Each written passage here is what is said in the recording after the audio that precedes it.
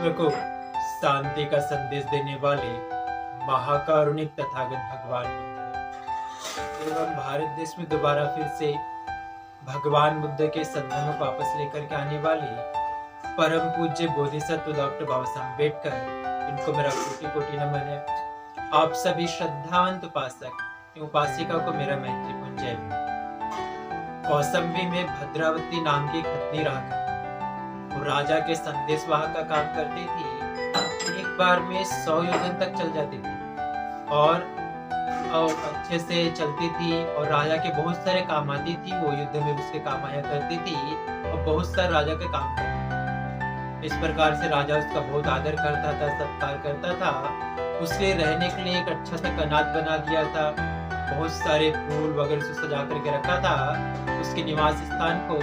और रात में वहां सुगंधित दीप जलाया करता था ताकि हथनी को कोई परेशानी ना हो, और उसको अच्छा अच्छा भोजन खिलाता था। राज परिवार का श्रेष्ठ श्रेष्ठ भोजन खिलाता था, उसका खूब आदर सत्कार करता था। हथनी भी राजा को इसी प्रकार से काम करती थी।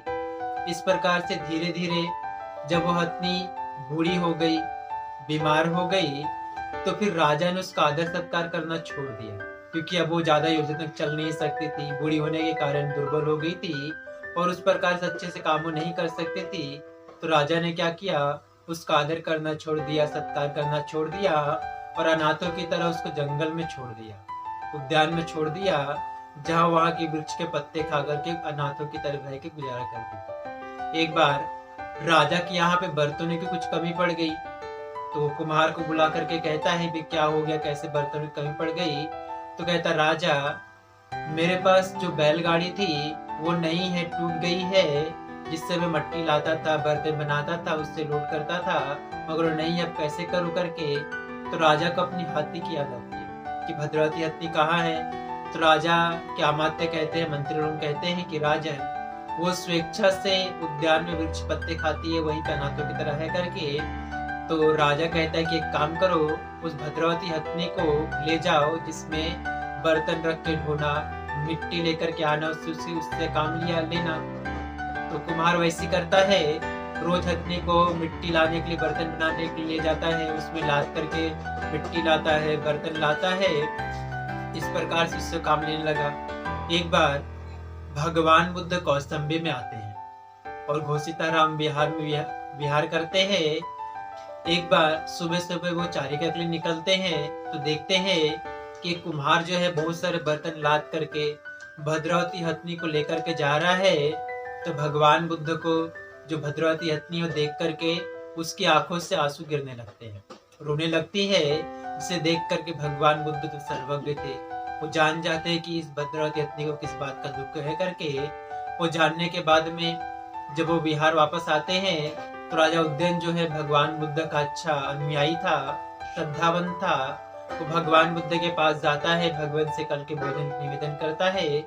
भगवान के आने के बाद आदर पूर्वक अभिवादन करता है, उन्हें भोजन दान वगैरह देता है और एक और बैठ जाता है। तब भगवान बुद्ध जब धम्मोपदेश देते हैं, देने के बाद में भगवान कहते हैं कि भद्रावती हथनी कहाँ है। तो राजा कहता भगवान वह वृद्ध हो गई है, बूढ़ी हो गई है, अब वो जंगल में अकेले ही स्वेच्छा से पत्ते खाती है, वहीं पर रहती करके। मगर अभी जो कुम्हार है उससे बर्तन धोने का काम करवा रहा है, उसके पास की गाड़ी टूट गई करके। तो भगवान बुद्ध कहते राजन, जिस भद्रावती हथनी ने पुराने समय में जब वो स्वस्थ थी, यंग थी, जवान थी, उस समय तुम्हारे लिए अच्छा काम की, तुम्हारा संदेशवाहक का काम करती थी और तुम्हारे लिए बहुत उसने काम किया है, मगर तुम उसके उपकार को भूल गए और उसे अनाथों की तरह किसी से मट्टी धोने का काम तो किसी से बर्तन उठवाने का काम करवा रहे हो। क्या बूढ़ी हो गई तो उसका आदर सत्कार तुम्हें नहीं करना चाहिए या उसे त्याग देना चाहिए। तो राजा को अपनी गलती का एहसास होता है, कहता है भगवान सच में मुझसे गलती हो गई है, मैं दोबारा फिर से उस भद्रावती हथनी का आदर सत्कार दिलवाऊंगा। वृद्ध हो गई तो क्या हो गया, उसने मेरे लिए बहुत उपकार किया है, बहुत काम किया उसने, मेरे संदेशवाहक का भी काम करती थी। इसलिए उस राजा ने फिर से दोबारा भद्रावती हथनी को उसका आदर सत्कार वापस किया, उसको अच्छी जगह रखने लगा, उसको और अच्छे अच्छे भोजन भी खिलाने लगा, उसकी देखभाल अच्छी प्रकार से करने लगा। इस प्रकार से भगवान बुद्ध कहते हैं कि मनुष्य को बुढ़ापे तक किसी का साथ नहीं छोड़ना चाहिए, बल्कि उसके उपकारों को हमेशा याद रखना चाहिए। भवतु सब मंगलं रक्षन्तु सब देवता सब बुद्धानुभावेन सदा शुद्धि भवन्तु ते। भवतु सब मंगलं रक्षन्तु सब देवता सब धम्मानुभावेन सदा शुद्धि भवन्तु ते। भवतु सब मंगलं रक्षन्तु सब देवता सब संघानुभावेन सदा शुद्धि भवन्तु ते। साधु साधु साधु।